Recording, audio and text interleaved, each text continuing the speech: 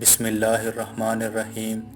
السلام علیکم دوستو، پچھلی ویڈیو میں ہم نے غزوہ حمر الاسد کا تذکرہ کیا تھا۔ آج کی ویڈیو میں ہم آپ کو غزوہ بنی نذیر کے بارے میں بتائیں گے کہ غزوہ بنی نذیر کی وجہ کیا تھی اور یہودیوں نے حضور اکرم صلی اللہ علیہ وآلہ وسلم کے ساتھ کیا سازش کی تھی۔ روایت کے مطابق 4 ہجری میں غزوہ بنی نذیر پیش آیا۔ اس کی وجہ یہ بنی کہ نبی اکرم صلی اللہ علیہ وآلہ وسلم بنی نذیر کے محلے میں تشریف لے گئے۔ آپ صلی اللہ علیہ وآلہ وسلم کو ایک ضروری معاملے میں بنی نذیر سے بات طے کرنی تھی۔ بنی نذیر یہودیوں کا ایک قبیلہ تھا جن سے حضور اکرم صلی اللہ علیہ وآلہ وسلم نے معاہدہ کر رکھا تھا کہ اگر کسی معاملے میں مسلمانوں کو دیت ادا کرنی پڑے تو بنی نذیر بھی اس کی مدد کریں گے۔ جب حضور اکرم صلی اللہ علیہ وآلہ وسلم ان کے محلے میں تشریف لے گئے تو صحابہ کرام کی ایک مختصر جماعت بھی آپ کے ساتھ تھی جن کی تعداد 10 سے بھی کم تھی۔ ان میں حضرت ابوبکر صدیق رضی اللہ تعالیٰ عنہ، حضرت عمر فاروق رضی اللہ تعالیٰ عنہ اور حضرت علی رضی اللہ تعالیٰ عنہ بھی شامل تھے۔ حضور اکرم صلی اللہ علیہ وآلہ وسلم نے وہاں پہنچ کر ان سے گفتگو شروع کی تو انہوں نے کہا، ہاں کیوں نہیں، ہم ابھی رقم ادا کر دیتے ہیں، آپ پہلے کھانا تناول فرما لیجئے۔ حالانکہ وہ پہلے ہی قتل کی سازش تیار کر چکے تھے۔ انہوں نے حضور اکرم صلی اللہ علیہ وآلہ وسلم کو ایک دیوار کے ساتھ بٹھایا، پھر ان میں سے ایک یہودی مکان کی چھت پر چڑھ گیا تاکہ اوپر سے نبی کریم صلی اللہ علیہ وآلہ وسلم پر ایک بڑا پتھر گرا دے۔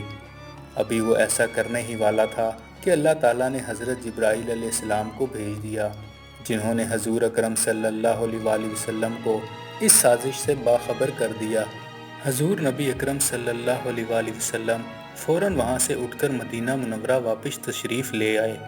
جب صحابہ کرام نے دیکھا کہ حضور اکرم صلی اللہ علیہ وآلہ وسلم کی واپسی میں دیر ہو رہی ہے تو وہ آپ کی تلاش میں نکل پڑے۔ راستے میں انہیں مدینہ منورہ سے آتا ہوا ایک شخص ملا۔ صحابہ نے اس سے حضور اکرم صلی اللہ علیہ وآلہ وسلم کے بارے میں پوچھا تو اس نے بتایا کہ میں نے ابھی حضور اکرم صلی اللہ علیہ وآلہ وسلم کو مدینہ منورہ میں داخل ہوتے ہوئے دیکھا ہے۔ جب صحابہ کرام مدینہ پہنچے تو حضور اکرم صلی اللہ علیہ وآلہ وسلم نے انہیں یہودیوں کی اس سازش کے بارے میں آگاہ فرمایا۔ دوستو، یاد رکھیں کہ یہودی اسلام اور مسلمانوں کے کھلے دشمن ہیں اور اسی لیے اللہ تعالیٰ نے قرآن پاک میں بھی مسلمانوں کو خبردار فرمایا ہے کہ یہ لوگ کبھی بھی تمہارے خیر خواہ نہیں ہو سکتے، اسی لیے کہ تم نے جو منصوبہ بنایا تھا وہ بھی سب کو بتا دیا کہ تم لوگوں نے رسول اللہ صلی اللہ علیہ وآلہ وسلم کے خلاف کیا سازش کی تھی، کیونکہ اس بارے میں سب لوگ واقف نہیں تھے۔ یہ سن کر سب لوگ خاموش ہو گئے، کوئی ایک لفظ بھی نہ بول سکا۔ پھر محمد بن مسلمہ رضی اللہ تعالیٰ عنہ نے کہا کہ رسول اللہ صلی اللہ علیہ وآلہ وسلم کا حکم ہے کہ تم لوگ 10 دن کے اندر اندر یہاں سے نکل جاؤ۔ اس مدت کے بعد جو شخص بھی یہاں پایا گیا اس کی گردن مار دی جائے گی۔ حضور نبی اکرم صلی اللہ علیہ وآلہ وسلم کا حکم سن کر یہودیوں نے وہاں سے جانے کی تیاری شروع کر دی۔ اسی دوران منافقین نے یہودیوں کو پیغام بھیجا، اپنے گھر بار اور وطن چھوڑ کر ہرگز مت جاؤ، ہم تمہارے ساتھ ہیں۔ اگر جنگ کی نوبت آئی تو ہم تمہاری مدد کے لیے آئیں گے، اور اگر تمہیں یہاں سے نکلنا ہی پڑا تو ہم بھی تمہارے ساتھ چلیں گے۔ یہودیوں کو روکنے میں سب سے زیادہ کوشش منافقوں کے سردار عبداللہ بن ابی نے کی۔ اس نے یہودیوں کو پیغام بھیجا، اپنے گھروں کو مت چھوڑو، اپنی حویلیوں میں جمے رہو، میرے ساتھ 2000 جانثار ہیں جن میں میری قوم کے لوگ بھی ہیں اور عرب کے دوسرے قبائل بھی۔ وقت آیا تو یہ سب تمہاری حویلیوں میں پہنچ جائیں گے اور آخری دم تک لڑیں گے۔ ہم تم پر آنچ نہیں آنے دیں گے، تم سے پہلے ہم جان دیں گے۔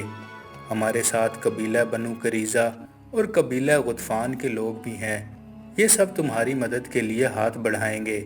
یہ پیغامات سن کر یہودیوں نے جلا وطنی کا خیال ترک کر دیا اور کہا، ہم اپنا وطن ہرگز نہیں چھوڑیں گے، جو کرنا ہے کر لو۔ یہ سن کر حضور اکرم صلی اللہ علیہ وآلہ وسلم نے بلند آواز میں تکبیر کہی اور مسلمانوں نے بھی اللہ اکبر کہا۔ پھر حضور اکرم صلی اللہ علیہ وآلہ وسلم نے فرمایا، یہودی جنگ پر آمادہ ہو چکے ہیں، لہٰذا جنگ کی تیاری کرو۔ مسلمانوں نے جنگ کی تیاری شروع کر دی۔ اس وقت یہودیوں کو جنگ پر اکسانے والا شخص حبی بن اخطب تھا۔ اسی شخص کی بیٹی حضرت صفیہ رضی اللہ تعالی عنہا تھی، جو بعد میں حضور اکرم صلی اللہ علیہ وآلہ وسلم کے نکاح میں آئیں اور ام المومنین کا شرف پایا۔ حبی بن اخطب بنو نذیر کا سردار تھا۔ بنو نذیر کے ایک اور سردار سلام بن مشکم نے اسے سمجھانے اور جنگ سے باز رکھنے کی بہت کوشش کی، لیکن وہ نہ مانا۔ اس نے کہا، تم نے میری بات نہیں مانی، اب دیکھنا ہم اپنے وطن سے بے وطن کر دیے جائیں گے، ہماری عزت خاک میں مل جائے گی، ہمارے گھر والی قیدی بنا لیے جائیں گے اور ہمارے نوجوان اس جنگ میں مارے جائیں گے۔ دوستو، اس غزوہ میں کیا کچھ پیش آیا اور کیا منافقین نے اپنے وعدوں کے مطابق یہودیوں کی مدد کی یا نہیں، اور اس غزوہ میں کس کو شکست ہوئی، ان تمام تفصیلات کا تذکرہ اگلی ویڈیو میں کریں گے انشاءاللہ۔ مزید ویڈیوز کے لیے چینل کو سبسکرائب کریں۔